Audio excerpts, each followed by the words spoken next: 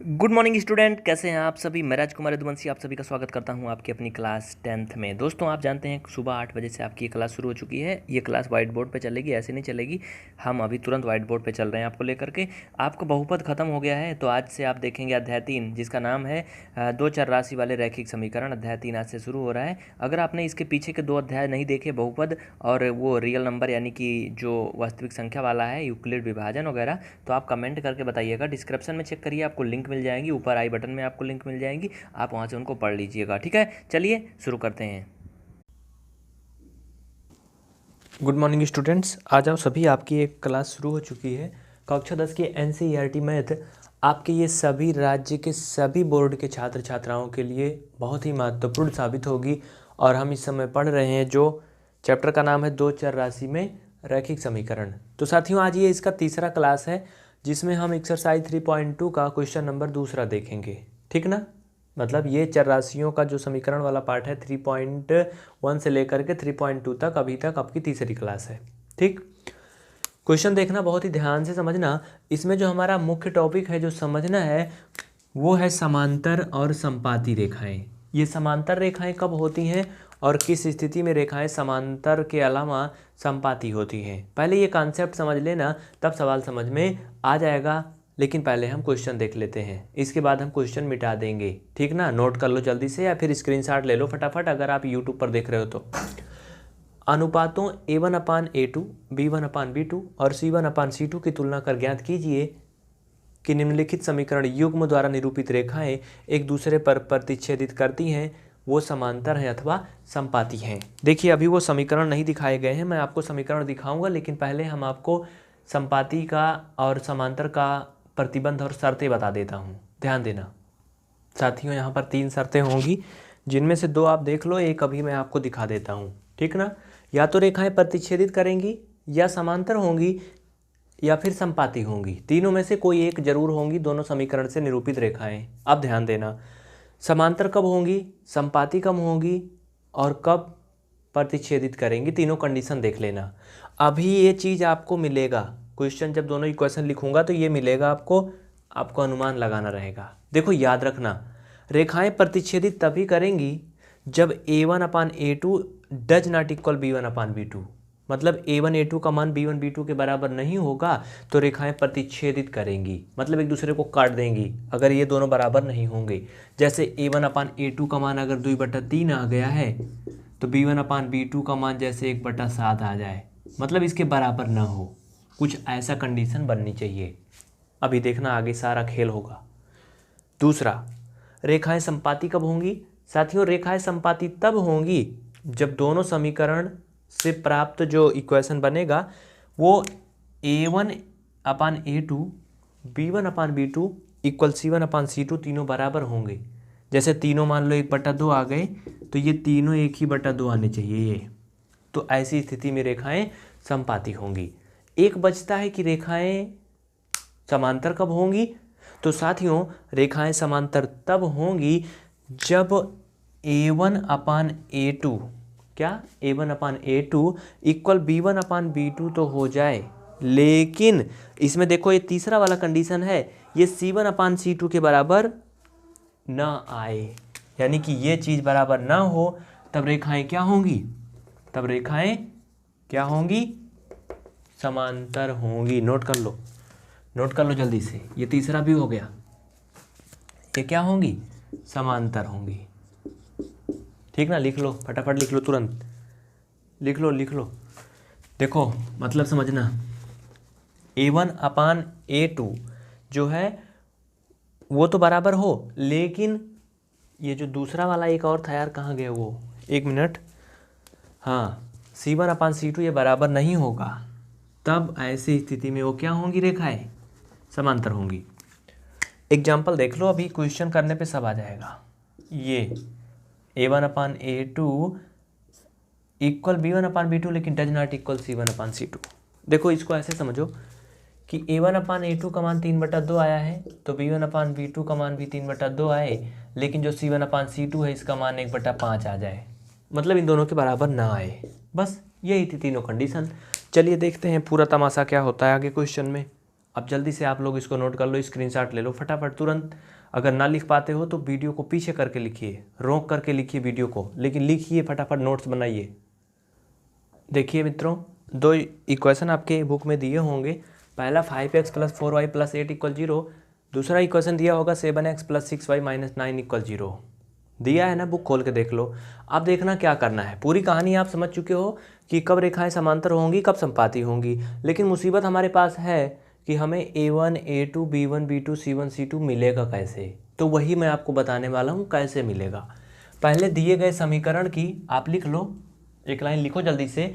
दिए गए समीकरण की a1x + b1y + c1 = 0 से तुलना करने पर, लिखो, मैं नहीं लिखूंगा। दिए गए समीकरण की a1x + b1y + c1 = 0 से तुलना करने पर, ये इसका मानक समीकरण होता है इस रूप का, ठीक ना। अब देखना, जब इसकी तुलना करोगे जरा ध्यान दो, तो यहाँ पर x है, इसमें भी x है, इसमें 5 है, इसमें a1 है ना, यानी कि a1 का मान क्या है, 5 है। ध्यान देना, इसमें y है, इसमें भी y है, लेकिन इसमें b1 है, इसमें 4 है। यानी कहने का मतलब कि b1 का मान कितना है, 4 है। इसमें c1 है, इसमें 8 है, कुछ नहीं है, तो c1 क्या है, 8 है। देखो a1 मिल गया, b1 मिल गया, c1 मिल गया। दूसरे समीकरण में भी यही लिखोगे। क्या लिखोगे? दिए गए समीकरण की a2x + b2y + c2 = 0 से तुलना करने पर, तो तुलना कर लो। a2 क्या आएगा, देखो 7 आएगा, b2 क्या आएगा, 6 आएगा, c2 क्या आएगा, 9 आएगा। मिल गया सब कुछ ना। अब मान निकाल लो यार, यही तो कह रहा था ना कि देखना था इसको क्या करना है, ये समांतर हैं कि संपाती हैं। तो चलो हम सभी को निकाल लेते हैं, a1 a2 b1 b2 c1 c2 सब निकाल लेते हैं, जो आएगा आपके सामने आएगा। चलिए ध्यान देना, ये आप लिख लो इतना, ये इतना एक स्टेप हो गया। चाहे इसको नीचे ऊपर लिख लेना, उसको इसके नीचे लिख लेना, इसके नीचे, ठीक। फिर आगे लिखना, नेक्स्ट स्टेप देखना, इतना कर लो, पहले इसको पूरा लिख लेना, फिर उसको उतार लेना, और उसके बाद नीचे जो लिख रहा हूँ उसको लिखना। अब लिखोगे, अतः a1/a2 = a1 का मान क्या है। अरे कुछ तो बोलो यार, दिमाग तो लगाओ थोड़ा सा। मैंने लिख दिया, चीटिंग तो कर सकते हो ना। क्या है, a1 का मान 5 है, मुंह बना के बैठे हो, बोल नहीं रहे हो। a2 का मान क्या है, उधर से देखो, a2 मतलब 7, ये हो गया। चलो ठीक है, b1/b2 निकाल लो। b1 का मान क्या है, लाल टोपी वाले आप ही बोल दो थोड़ा सा, क्यों शर्मा रहे हो। b1 का मान है 4, b2 का मान क्या है उधर से देख लो 6। इसको सरल कर लो चाहे तो, अभी कोई मुसीबत नहीं है। 2 दूना 4, 2 तिहाई 6, c1/c2 निकाल लो। c1 का मान क्या है, इसे देख लो इधर से 8, c2 का मान क्या है, 9। देखो सब मिल गया ना यार, सब मिल गया ना। अब हम चेक करेंगे कि रेखाएं समांतर हैं कि संपाती हैं। इतना उतार लो पहले। और हाँ, ये जो मैं ऐसे ऐसे निकाल रहा हूँ ना, आप चाहो तो इसको नीचे ऊपर भी निकाल सकते हो। ऐसे भी लिख दोगे तो कोई माई का लाल पैदा नहीं जो गलत काट देगा, ठीक ना। ऐसे भी लिख देना, कुछ भी गड़बड़ नहीं।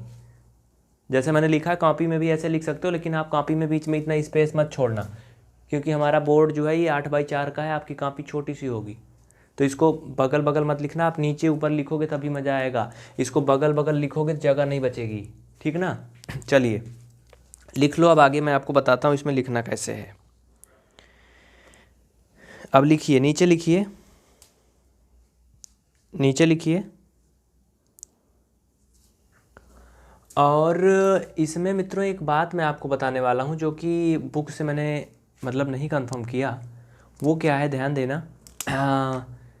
देखो ये 5x - 4y - 8 था ना, यही था जो भी है। हाँ, 1 मिनट देखना, आपके बुक में जो क्वेश्चन दिया गया उसमें चिन्ह का थोड़ा सा इश्यू है। देखना कोई गलती नहीं क्वेश्चन में, जैसे क्वेश्चन लिखोगे तरीका वही रहेगा। तो साथियों इसमें बुक में माइनस दिया है, ये -4y दिया है। तो आपके में अंतर क्या होगा, ये 4 जो है माइनस में आएगा। कहने का मतलब ये माइनस में आएगा, आप ऐसे थोड़ा सा चिन्ह लगा लेना। नहीं लगाना तब भी कुछ गड़बड़ नहीं, लेकिन हाँ एग्जाम में ऐसा ना करना। एग्जाम में अगर क्वेश्चन माइनस लगा के आएगा तो आपका उत्तर जो है माइनस में आएगा। हाँ जैसे मैंने बता दिया, अगर वैसे पेपर में आ गया तो ऐसे लगा देना, कुछ गड़बड़ नहीं है। देखो माइनस में क्यों आएगा, क्योंकि ये जो चिन्ह इसके पहले जो होता है ना, उतारते समय वो चिन्ह के साथ लिखा जाता है, कन्फ्यूज मत होना बिल्कुल। और इसमें क्या है, थोड़ा सा इशू ये है कि देखो ये C1 जो C2 का मान है ना 9, उसके पहले माइनस है ना, तो C2 भी क्या आएगा, माइनस में आएगा। साथियों ये चीज़ ध्यान देना, मैंने नहीं ध्यान दिया उसके लिए सॉरी, लेकिन ध्यान देना। ऐसे ही क्वेश्चन दिया है ना, मैंने थोड़ा सा आपको समझाने के चक्कर में जल्दी कर दिया, तो बस ये ठीक है। अब देखना थोड़ा सा आंसर में बदलाव हो जाएगा। जहाँ पर ये मान आया था B1 वाला, ये माइनस में हो जाएगा। कहने का मतलब ये -2/3 आएगा, ठीक। जहाँ पर C2 का मान आया था ये भी माइनस में हो जाएगा, ये -9/8 आएगा। अब नीचे लिखना, लिखो अतः A1/A2 does not equal B1/B2 और डज नॉट इक्वल C1/C2। इसलिए रेखाएं परस्पर क्या करेंगी, पहला वाला कंडीशन सही है ना, प्रतिच्छेदित करेंगी, यही तो था। क्या करेंगी, रेखाएं परस्पर प्रतिच्छेदित करेंगी। बात समझ में आई ना। क्यों नहीं बराबर हैं, क्योंकि देखो यार A1/A2 जो आया है 5/7, अब मैं समझा रहा हूँ, अब कुछ ना करना, वो B1/B2 के बिल्कुल बराबर तो नहीं आया ना, दोनों में बहुत अंतर है। और ये जो C1/C2 का मान आया है वो भी किसी से बिलोंग नहीं कर रहा है, मतलब इन सभी में कोई कंडीशन अप्लाई नहीं, किसी तरह बराबर नहीं है, अतः रेखाएं क्या होंगी, प्रतिच्छेदित करेंगी। चलिए दूसरा इक्वेशन लिखना, बहुत फास्ट करना, फटाफट जल्दी जल्दी आगे बढ़ते चलो, बहुत कम टाइम बचा है, और जितना मैं पढ़ाऊँ उतना ही कर लेना ना, पास होने से कोई रोक नहीं सकेगा। और जो पहले पढ़ाया गया उसको भी देख लेना, पहले बहुत कुछ पढ़ा दिया गया है। इसी तरह से स्टूडेंट्स जब आप दूसरा इक्वेशन लिखोगे, जो कि आपके ये दूसरे सवाल का दूसरा पार्ट है, तो इसमें आप पूरी प्रक्रिया करोगे जो मैंने अभी पहले में बताया था, तो आपको A1/A2 B1/B2 और C1/C2 का जो मान आएगा वो तीनों का 1/2 आएगा, यानी कि तीनों रेखाएं क्या होंगी, ये तीनों क्या होंगे, बराबर होंगे। तो जब ये तीनों बराबर होते हैं, ऐसी स्थिति में क्या होता है, रेखाएं संपाती होती हैं। क्या होती हैं, संपाती होती हैं। इसके बाद जो इसमें का तीसरा इक्वेशन है उसको भी सुन लो आप सभी ध्यान से। तीसरा इक्वेशन है 2x - y + 9 = 0 और 6x - 3y + 10 = 0। ये तीसरा है ना, इसका जब आप करोगे तो क्या होगा पता है, तीसरे वाले का जब आप करोगे तो A1, ध्यान देना तीसरा के लिए, तीसरा में A1/A2 = B1/B2 तो आएगा, निकाल के देखना, अभी मैं बता देता हूँ कितना आएगा। लेकिन C1/C2 ये क्या होगा, इन सब के बराबर नहीं होगा। तो मित्रों ऐसी स्थिति में हमने अभी कंडीशन बताया था तीसरी वाली, कि जब ऐसा होता है तो रेखाएं क्या होती हैं, समांतर होती हैं, ठीक ना। तो इस तरह से आपका ये दूसरा क्वेश्चन एकदम कंप्लीट हो चुका है। तो मिलते हैं फिर अगली क्लास में। बहुत बहुत शुक्रिया आप सभी को, थैंक यू। जल्दी से चैनल को सब्सक्राइब करें और बेल आइकन को प्रेस करें। जल्दी से जल्दी हम आपका पूरा कंप्लीट कोर्स उपलब्ध कराएंगे। इससे रिलेटेड जितने भी क्वेश्चन हैं आप उन्हें रट डालें, याद कर लें, अच्छे से समझ लें और फिर देखते रहें PVR स्टडी, कहीं से भी और कभी भी।